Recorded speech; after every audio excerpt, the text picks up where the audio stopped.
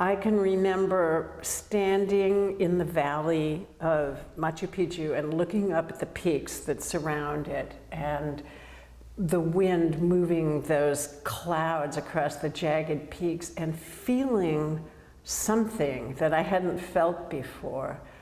And what I realized later is that what I was feeling was that this was what I needed to be painting about. It had a limitless well of emotion. It spoke to who we are as humans standing on the earth. It is a catalyst for one's interior life, and also a reminder of the vastness of life everywhere on this earth.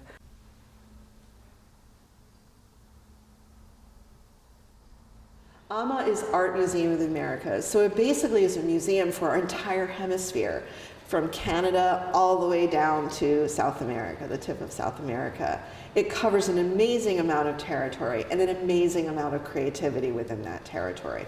So it's got a really, really incredible mission. And I met with AMA director Pablo Zuniga and the AMA curator Adriana Ospina, and presented an idea that really came through their digital collection. I just found this rich resource.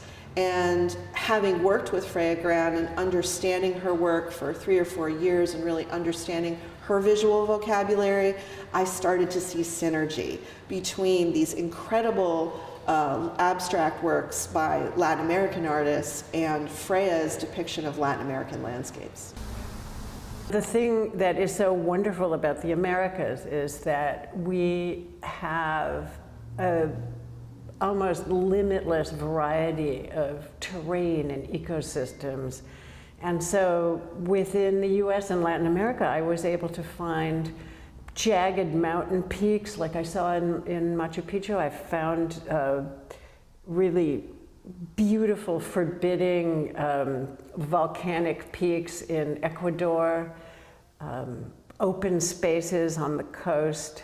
The variety is really limitless. And what I do in the studio is assemble everything that I gathered during the trip and kind of take myself back into it. It's like walking backwards into the journey.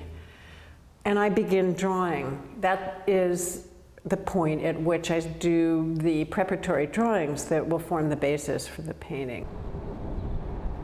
Looking at both of these paintings, I felt that there was a deep connection, particularly because Pinnacle depicts this part of the Galapagos Islands that it looks like the landscape is in fact an animal. It has this very animated quality when you look at it. You feel like it's this great creature, which in essence I feel the earth is. It's this great living, breathing entity. And I feel like with Velázquez's work, she is reaching back into her ancestral symbols. The symbol in Precolombina is actually a great animal, and within that animal are multiple symbols. So in some strange way, there was this incredible connection in the symbolism between each of these paintings. What first came to my mind when I saw my work hung next to the work of these wonderful Latin American abstractionists was, first of all, that there was a very lively conversation going on in terms of shape and form and a kind of earthy weight to them. And that was very exciting to me. The other aspect of this is that these Latin American artists were working out of the influences of the environments that they grew up in quite naturally. And so their work reflects those places.